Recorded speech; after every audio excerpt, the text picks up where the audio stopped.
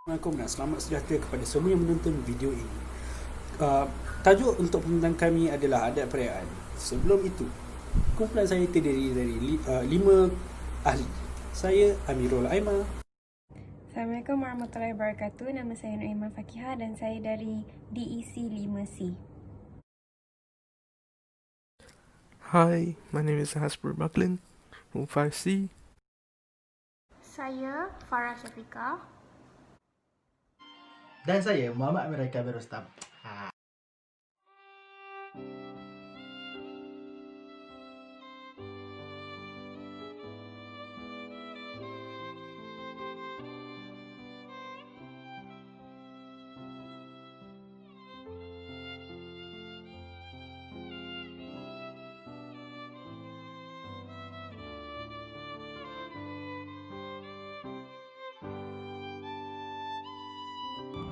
Malaysia merupakan salah satu negara yang mempunyai berbilang kaum. Antara kaum utama adalah kaum Melayu, kaum Cina dan juga kaum India, serta 80 lagi kaum etnik, termasuklah kaum Iban dan juga kaum Kadazan Dusun di Malaysia Timur. Malaysia mempunyai banyak perayaan dan juga sambutan, dan disebabkan tradisi untuk mengadakan rumah terbuka pada setiap sambutan ini, ramai rakyat Malaysia boleh melihat dan juga merasai cara-cara untuk sambut pelbagai perayaan di Malaysia ini. Untuk umat Islam, kami menyambut dua perayaan utama iaitu Hari Raya Aidilfitri dan juga Hari Raya Aidiladha. Maulidur Rasul iaitu mengingati kepada Nabi kami iaitu Nabi Muhammad SAW, dan juga Awal Muharram iaitu tahun baru mengikut kalender Islam. Untuk masyarakat Cina pula, mereka menyambut Tahun Baru Cina mengikut kalender Cina mereka yang selalunya berada pada akhir Januari hinggalah ke awal Februari. Tetapi kepada rakan-rakan Buddha kami, mereka juga menyambut Hari Wesak pada bulan Mei untuk mengingatkan mereka kepada tiga kepercayaan mereka iaitu kelahiran, kemantapan fikiran dan juga kematian.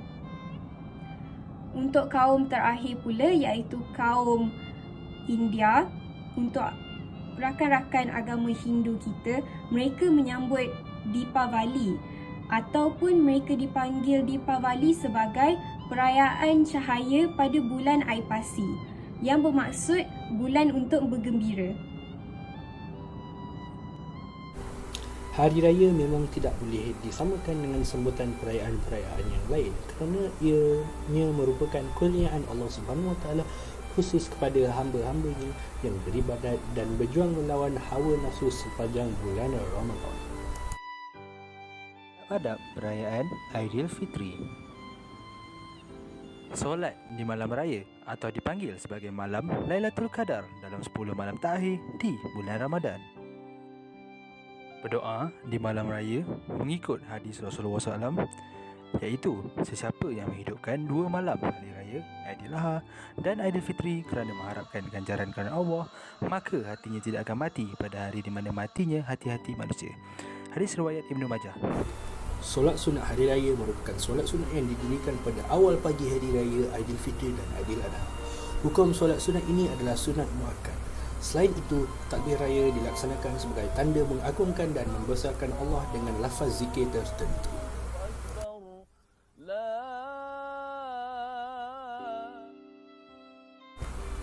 Di hari raya, kita haruslah memakai pakaian yang terbaik supaya dapat menghilangkan bau yang tidak elok.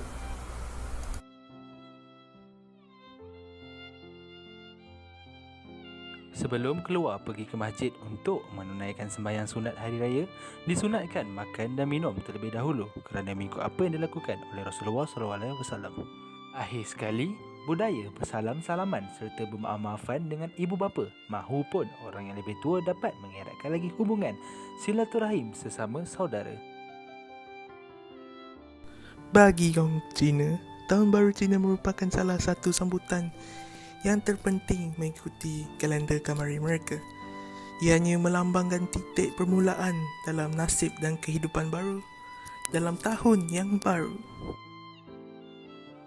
Dalam kepercayaan Cina, bila guna chopstick tu, jangan cucuk ke dalam nasi terus, sebab dia akan nampak macam joystick yang digunakan sebagai petanda offering yang digunakan masa Hungry Ghost Festival. Oleh itu, kalau dibuat di petunjuk alam. Semasa Tahun Baru Cina, baju yang berwarna putih tidak digalakkan. Baju hitam juga tidak digalakkan. Tetapi yang warna merah, iaitu dalam bahasa Cina bermaksud Hong, adalah warna yang membawa kekayaan, kegembiraan dan pelbagai lagi. Sebagai info ekstra, jika anda melihat seorang Cina itu makan mie, dia selalunya makan seutas itu habis. Dia tak potong-potong kerana dia percayai bahawa jika potong, nyawanya akan dipendekkan. Perayaan Deepavali menandakan kemenangan oleh kuasa kebaikan terhadap kuasa kejahatan. Secara simboliknya ditujukan dalam erti cahaya yang menerangi kegelapan. Seperti perayaan yang disambut di negara ini, perayaan Deepavali juga mempunyai keistimewaan yang tersendiri mengikut amalan masyarakat yang beragama Hindu. Ini datuk saya punya.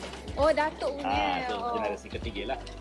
Gua ni tertinggi dalam dunia. Tertinggi tengah-tengah sampai ujung tu lebih kurang 280 kaki. Pelancong banyak sini. Around the world. Around the world lah. Pelancong banyaknya.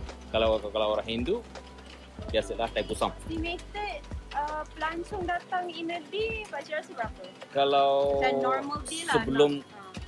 sebelum SOP kan yang COVID-19 tu, sebelum tu kalau kurang-kurang satu hari tak kurang daripada 40 pas. Terdapat beberapa adab semasa menyambut perayaan Deepavali. Antaranya ialah hiasan kolam dan pelita sebagai penyeri rumah. Kolam selalunya akan dibuat di depan pintu rumah sebagai tanda selamat kepada isi rumah mendapat kesejahteraan. Tidak lupa juga, makanan lazat juga akan dihidangkan kepada para tetamu.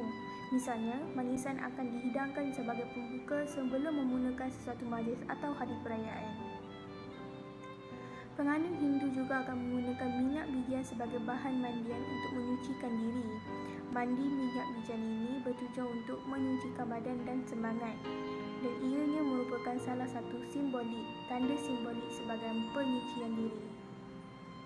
Akhir sekali, amalan kunjung mengunjuk antara sanak saudara dan sahabat handal untuk mengeratkan lagi hubungan silaturahim.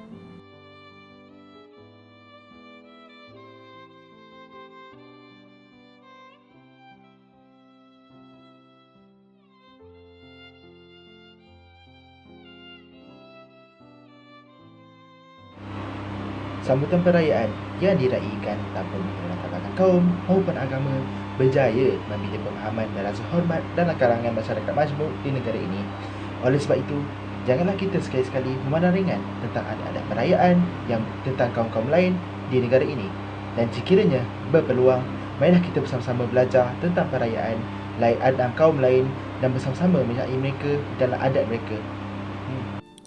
Selain itu, sebagai rakyat Malaysia yang mengamalkan nilai-nilai murni dalam kehidupan seharian yang juga berlandaskan 5 rukun negara yang kita ketahui dan kenali dari kecil lagi, seharusnya menghormati budaya, agama dan etnik yang sedia ada di Malaysia, kerana ia tanggungjawab kita untuk hidup dalam suasana yang aman dan selamat.